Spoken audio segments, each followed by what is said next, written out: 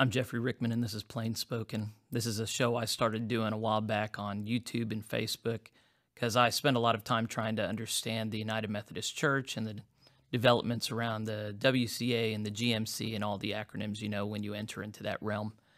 I serve two small rural churches, and I know that there isn't a big role for me to play, but I spend all this time understanding it, trying to understand it, and trying to make sense of it. And I try and share that with my friends and anyone else who will listen to me. I just think faith seeks understanding, and I've tried to understand, and I'd like to offer that to anyone who listens. And I've been really surprised and pleased at how much attention has recently been given to me and my channel. I hope I'm adding to helpful discourse within the denomination, especially as we're talking about misinformation. I don't want to promote anything that's unhelpful or inaccurate. A big part of the modern discourse or the contemporary discourse around all this is the role of bishops individually and corporately. I did a report several months ago now on the 3 United Methodist bishops that at that point, 1 had joined the GMC and 2 made it known that they were retiring. And I talked about the likelihood that they would join the GMC.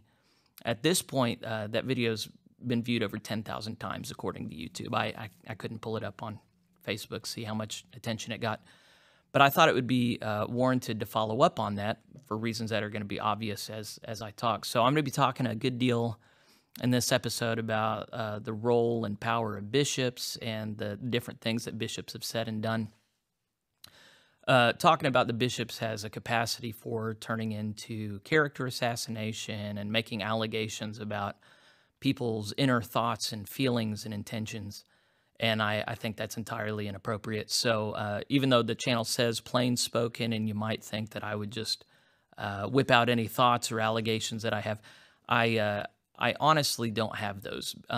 One of the things about ministry is you think you understand things about people in the local church, and you think you know their inner motivations, and they continually surprise and humble you, whether that be in a huge church or a small church, whether you're dealing with city folk or rural folk. We have a lot of people who try and lead in the conversation, assuming they know the motives and inner thoughts of other people, and I think that's wrong. I think that's wrong morally, and I think they are often wrong in how they assess other people. So I'm not going to do that. Now, that doesn't mean this is going to be boring. I think this is really interesting. When you just look at the role of bishops in the United Methodist Church, you're talking about an institution, Methodism, that was originally formed as mostly a grassroots movement led by an autocrat, John Wesley and Francis Asbury. And then as it developed in America, there was always suspicion of autocratic power in the top. It's always been something held in tension. Modern-day bishops have a great deal of power. However, it's usually, it's very rarely autocratic, dictatorial. There are some ways in which their power has been very explicitly limited, so that the impression some people might have is that the bishops really can't do anything. A lot of times they don't carry a vote in a lot of settings. But even so, they exercise power that...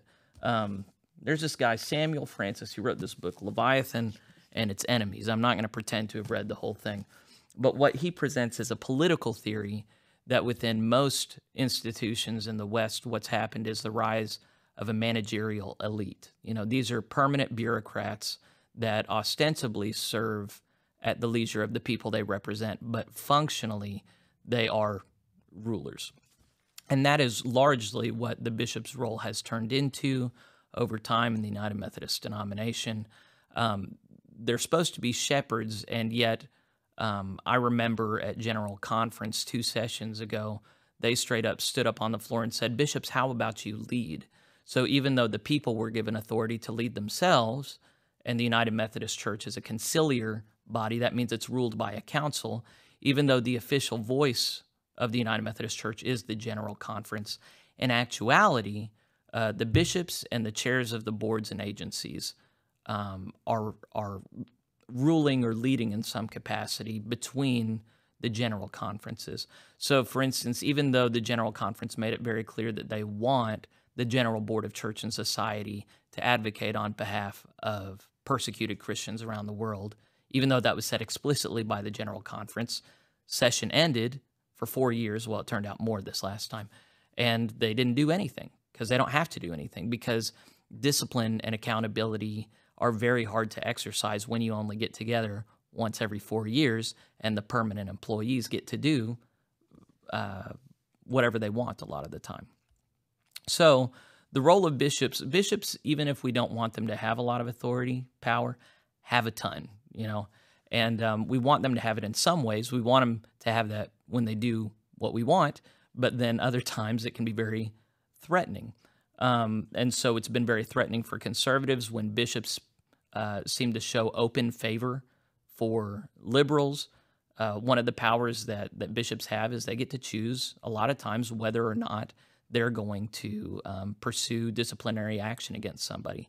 So in a lot of conferences, even though a report is filed, a complaint is filed against a liberal clergy that has flagrantly flaunted the book of discipline, there will be bishops in those areas that either won't bring them up on charges at all, or will go through the process in some kind of symbolic way and keep it behind closed doors and say it's been dealt with, it's confidential, and in actuality, very little or nothing has been done to correct the action. So that's been something that liberals like to see, conservatives don't like to see. An instance of conservative bishops behaving publicly in a way that liberals did not like to see was on March 12th, 2020. It was in Atlanta, Georgia, when Keith Boyett and Scott Jones hosted a gathering of a couple dozen conservative people that signed a document called Reimagining the Passion of the Global Methodist Movement. This was before the name the Global Methodist Church was announced. This was as the WCA was coming together and facilitating conversations of a conservative group leading. And a part of that larger group was 8 bishops who signed this statement saying that if the protocol for reconciliation, peaceful reconciliation, I forget the whole, it was a provision that was going to be presented at General Conference 2020 that would allow for an amicable separation of any Methodists that didn't want to be part of the UMC anymore. That fell apart when COVID came. We canceled, that whole history. Other people have talked about it. But there were 8 bishops present who signed this document saying that they were interested in leaving the UMC for another denomination if the protocol was passed. So, surprise, surprise, the 3 I talked about before signed that document: Mike Lowry, Scott Jones, Mark Webb. Those are the 3. But on top of that, you had Eastern European Edward Kige, you had Nigerian John Wesley Yohana. I interviewed him recently, by the way, just yesterday. Had an excellent interview with him. I would urge you to find that on this channel, get his thoughts about what the current dynamic is. But he hasn't left for the GMC. You have retired Bishop James Swanson, Pedro Torrio from the Philippines, and Young Cho, and I forget where he served. And he had a middle name that I didn't write down here. So those 8 bishops all signed this statement saying that they were interested in an evangelical breakaway or separate expression of Methodism. This is something that really spoke loudly to people. Whenever I was interviewing Ande Emmanuel of Africa Voices for Unity, he pointed to this document as evidence. He's been alleging that his bishop is secretly working for the GMC. And this article, let's see, I can pull up this article. Oh, here was the document, Reimagining the Passion of a Global Wesleyan Movement. I'll put a link to that in this video description. But the article they wrote about this Atlanta statement being signed, 8 bishops join in planning the new denomination, written by Sam Hodges and Heather Hahn, had a picture of Bishop Scott Jones right there before he had announced he was leaving. And so they wrote up a statement on that. So whenever these bishops got together and made this statement, people like Ande Emmanuel and probably whoever was reading this inferred that these 8 bishops were not interested in building up the UMC anymore. They wanted to go be a part of an evangelical expression. So, of course, in May of last year, the Global Methodist Church finally launched out of frustration that the General Conference had been canceled yet again for reasons that Joseph DePaulo stipulated or clarified were seemed to be done in bad faith. So Mike Lowry, retired bishop, was the first to go. He became the first bishop of the Global Methodist Church. He publicly published the letter that he got from the Council of Bishops in the United Methodist Church, calling into question his loyalty or affiliation, and then the letter that he submitted in response. And for a time, he was the only bishop of the Global Methodist Church from the United Methodist Church. And then there was a big shakeup at the beginning of this year when on January 4th, Mark Webb of New York Annual Conference, he'd already made it known his intention to retire, but now he officially joined the GMC. And then a few days later, Scott Jones of Texas. And I know there are multiple North Texas Annual Conference. I don't know. There are many Texas conferences. I get tired of keeping track of all of them, but he was one of them, and he also left. Surprise, surprise. I talked about this. Anyone who's paying attention knew it was probably going to happen. Even so, it drew the ire of a lot of people who'd been looking at this for some time.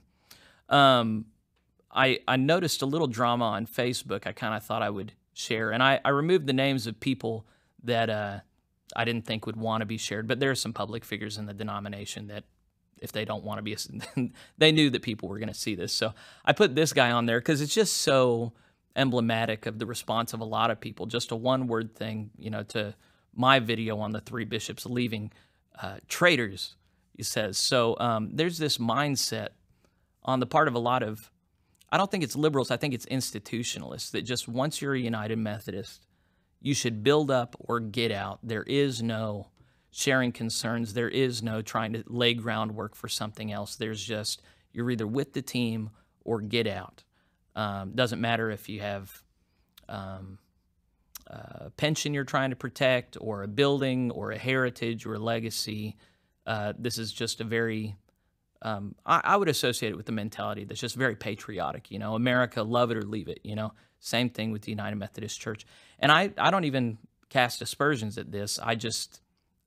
It's a big thing that I've noticed, But Jeremy Smith, liberal blogger of Hacking Christianity, he got a hold of Scott Jones' departure letter somehow, circulated, and he released it a day or two before the bishop had planned on it, which I kind of laughed when I saw it. Sterling Allen here, I put a screen grab here. He made a public post kind of shaming Jeremy for doing that. It just broke protocol. Jeremy, for his part, responded on the United Methodist Clergy Facebook page when somebody accused him, and I marked out the names here. I didn't think it was helpful, but he said, "This is a private letter and not authorized to be released. It's kind of reprehensible, sir." And Jeremy defends himself, saying, "It came with no embargo language, which I would have honored, and it was confirmed by 2 sources, neither of which were bishops, and neither said it was private." And then he has a shruggy emoji. It's the internet. Now, I disagree with Jeremy on pretty much everything. Funny enough, I actually like Jeremy quite a bit when we talk one-on-one, just personally. But this is one of the things that I would actually agree with him on. I just think it's the internet, it's the information age, and I don't see why it would be bad to release this if you get your hands on it. I get that people want to control their own information. I'm just not sure that that's a right people actually have whenever it has to do with big institutions. I might change my mind on that. So, yeah, somebody pushes back on him. Just because you received the letter does not mean it was authorized for release. And then someone else corrected on the protocol. It's not stamped. Oh, no. Well, it's not stamped draft, and in the letter it says today with today's date. So that's the appropriate date. Yeah, this is the fun thing about Methodists. We can just argue. And then does it matter if it went public today or in 2 days? Let's be very clear that the outrage being expressed isn't over the timing of the information. So yeah, this was part of a larger thread where there was a lot of anger. Yes, it does matter. Someone broke the confidence of the TAC, the Texas Annual Conference, I guess, or the Council of Bishops, and this does not bother you. And I didn't block out that name. Sorry, buddy. So much has bothered me in the last 6 months. This does not hit even the top 10. So this is a part of a larger conversation about confidentiality. This is one of the things that's been sacrosanct in the United Methodist Church is confidentiality.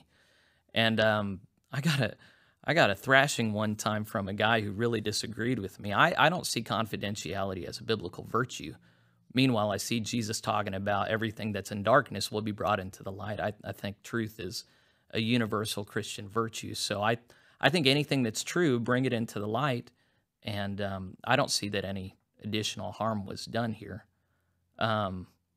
So these three talked about, I didn't think Tom's comment was at all offensive. He just points out it's easier to quit being a bishop in the UMC and become one in the GMC than it was to be elected in the UMC in the first place. And that's true. You know, there's a whole process for getting elected in the UMC. In the GMC, it was as simple as I don't know the inward conversations that happen in the insides of the GMC, but the process was much simpler, at least publicly here. Beth Ann Cook talked about how there is a process for temporary transferring of bishops to the GMC. And then Lloyd Nyarota, I've noticed him posting on a lot of stuff, so I didn't block him out. I think he's a candidate for bishop. I think he's going for that. And he just highlights how there hasn't been a convening conference for the Global Methodist Church yet. So this is ostensibly a decision made just by autocrats in a back room. If we're concerned about denominations being an expression of the people who are in it, the Global Methodist Church has not yet managed to do that. So far, it seems to be a lot of decisions made by Keith Boyette, Walter Fenton. I don't know all the names. Those are just the two that rise to the top. Now, this was just a section that I didn't block one name, Beth Ann Estock. She's a denominational leader from the West Coast, and I just thought it was really odd for her to be posted. Just good riddance. And I think she probably knows that riddance isn't spelled that way, but it just bothers me whenever denominational leaders have this kind of attitude. And I've gotten on Twitter lately, and I've seen a number of denominational leaders just post nasty things towards political leaders that they don't like. Surprise, surprise, it's always against Republicans. But yeah, there were some other personal allegations here against Bishop Jones. One says, I expected him to be the founder of the Free State of Jones. He's more of a joiner than I thought. Which the implication there is that he's just real self-centered and likes doing things his own way. Another guy said, not surprised since he basically wrote the Book of Discipline for the GMC. And I don't know if that's true or not. I haven't heard anything about that. That just seemed weird. Another guy just says, goodbye, which I would think is sweet, but I don't think it was meant in that way. And then another person says, ours is perhaps the only organization I've ever known that reviles those who disagree with the organizational policies and procedures. So this is a conservative pointing out Scott Jones was in favor of our Book of Discipline. He was upholding our doctrines and discipline in the UMC. And yet look at all this hatred that's directed towards him. Isn't that weird? Isn't that unfortunate? The United Methodist Church is the only body that behaves in such a way. So anyway, this is the reaction of people on the ground and some denominational leaders. How have the bishops responded? Bishop Burgos Nunez took over for Mark Webb. He had a very amicable letter that he issued to Upper New York Annual Conference. I thought it was in good taste. A lot of bishops haven't spoken about it at all within the United Methodist Church. They're focused, it seems to me, much more on, if they're going to focus negative attention on anybody, they're focused on the broad category of misinformation, speaking negatively about that. And then there's been increasing pressure on individual churches a lot of the time that are trying to disaffiliate that bishops are inferring or even explicitly saying have bad motives and are trying to tear things apart. So it's been kind of disconcerting to watch that. I do plan on reporting on more denominations on or developments on specific annual conferences and things that bishops say. But again, I'm probably going to try and stay away from talking to their personal motivations. But there have been a lot of developments there where bishops are speaking more plainly about not liking how many local churches are wanting to disaffiliate, and some, no one going as far as North Georgia and just saying no more disaffiliations, but many that are finding reasons to hold up individual churches. So I'll talk about that in a different report.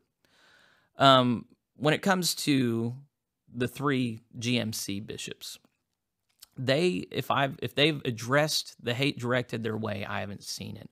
And in fact, the only thing I've really seen from any of them is this interview between John Lamperis and Mark Webb, and they have a Juicy Ecumenism link, and then you can go to the YouTube video of them just having a 30-minute Zoom conversation, which is a good conversation. I enjoyed it, but I noticed some things in this occasion. And so the first thing I notice is that these 3 bishops that have gone to the GMC, if they've said anything at all about the UMC, they have not said anything negative at all. They have not done any negative talk. It's all been positive. And even whenever it comes to GMC doctrine, there is no negative, we're going to stand against this. It's all positive. We stand for this. And so this interview with Bishop Webb, I found revealing because the liberal accusation against the GMC is that they're this hyper-conservative, hateful, homophobic, heteronormative traditionalist holdout from a previous age that is going to be on the wrong side of history, right? And so there is this incentive not to give in to that. But there's also just these practical considerations. Like if I was a bishop, what I would be concerned about is making things any more tense in the United Methodist Church. Things are already really tense, not only at the leadership level, but in local churches. There are a lot of fights happening all across the country that are very upsetting. And if Global Methodist bishops were speaking against the United Methodist Church or its doctrine or discipline, you better believe that that would exacerbate all kinds of things. And they are outnumbered with a lot of other bishops at the head of a much larger organization that would declare war on them, and that would not be fun. So I think it's in good taste that the GMC bishops haven't said anything negative. But in the future, it did make me wonder if the GMC bishops are ever going to speak negatively about anything. One of the weaknesses of the United Methodist Church that I've seen is that there's a lot of positive speak, a lot of CEO broad speak, and that the negative stuff is dealt with behind closed doors, and there's this kind of dissonance, you know. As I spoke with Bishop Johanna in my interview with him yesterday, this is one of the few bishops that has been willing to speak against something, and for that reason, he's made a lot of people very uncomfortable. Now, when you look at the history of the Christian church and Christian leadership outside of modern-day Methodism, there have been a lot of leaders throughout history who were not afraid to correct, to rebuke, to admonish. It's only very recently that we want our leaders to only be positive and no negative. So as I watch Bishop Webb, as I try and look at the people leading these conversations, they're trying to do this dance where they clearly have a problem with something. Otherwise, we would all still be together. And yet we're not talking about it, which makes for a very stilted, intense conversation. The other thing I notice, and that gives me pause about the future of the GMC, is the positive language is not so much, we're going to stand by the doctrine and discipline, we're going to know good Wesleyan doctrine, we are going to require that everybody work well together, and there's not much of that. There is a lot more language about growth and multiplication. And that, of course, sounds very familiar to me because that's what the United Methodist Church has been talking about for a long time. But the thing is that when you're talking about growth for growth's sake, it's very easy to lose conviction or identity. Because what are you growing? What kind of churches are you growing? What kind of disciples are you multiplying? What are the fruits that they bear? The mission of the global, or of the United Methodist Church, was to make disciples of Jesus Christ for the transformation of the world. When you go to the Global Methodist Church website, their mission is to make disciples of Jesus Christ who worship passionately, love extravagantly, and witness boldly. Well, that's great. With both UMC and GMC, those sound great. Who doesn't want to make disciples? Every church is called to make disciples, transforming the world, worshiping passionately, loving extravagantly. This is all the positive speak, right? What are the specific markers of Methodists that the Global Methodist Church is trying to make? Because I've been a part of the United Methodist Church all my life, and we talk till we're blue in the face about making disciples, and yet we don't agree on what a disciple is. We don't agree on who Jesus is, and that proceeds to what a disciple is. And when the GMC is starting off, they have to do this dance where they're not picking a fight, but they're also being clear, this is the kind of disciples we need to make. So this is the theological issues ahead for the bishops of the GMC. The other issue is the optics issue. I meant to talk about that first, but the liberal stereotype against the GMC, the caricature, is it's a bunch of old white men that are just bigots. And I don't think that's true. I think that there is a legitimate theological issue here, but I do think it's unfortunate that the first 3 bishops of a global organization that is committed to women in ministry is 3 old white guys. I know old is a relative term.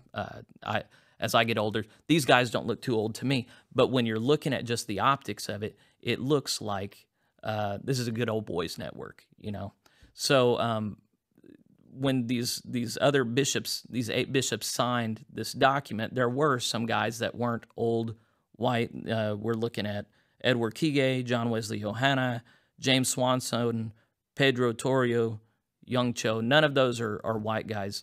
I don't know why they haven't come on board yet. I know why Yohanna hasn't come on board yet. I don't know about the rest. But even when you look at those guys, if they come on board, it's kind of weird, unfortunate, that there are no conservative female bishops from the United Methodist Church. And so I've wondered if they're going to recruit someone like Carolyn Moore to be a bishop that they consecrate here soon.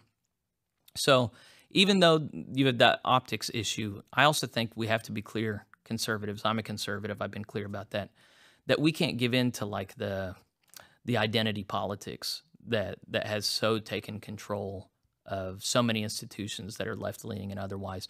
It's a philosophical, theological conviction that people are individuals first. They are not members of people groups first. And so I think there has to be a commitment on the part of conservatives that we are not going to see Webb, Jones, Lowry, et al.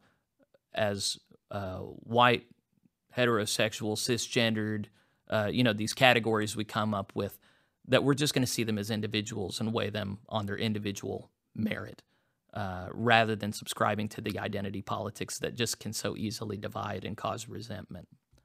So a closing thought on all this is that John Wesley and Francis Asbury were the early Methodist bishops. They determined the ethos and the teaching, doctrine, and discipline of the Methodist movement, and I think we'd be wise to remember that. So as the bishops of the GMC are looking at how they want to lead and what they want to do, my prayer, the prayer I think conservatives should have, is that they lead like Wesley and Asbury did, and that means being willing to speak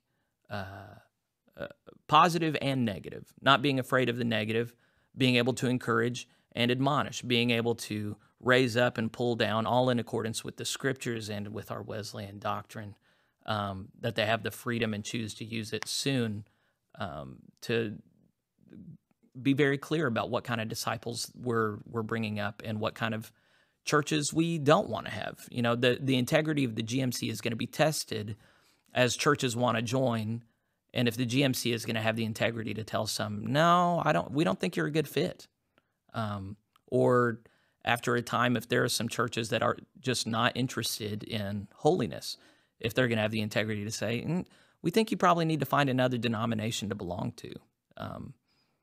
A lot of this will be tested in the coming years, whether or not they're going to have any more integrity than the United Methodist Church.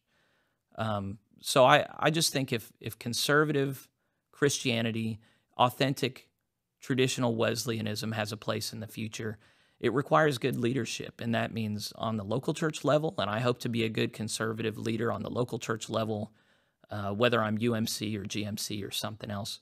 But I think we should pray for bishops that are good leaders too.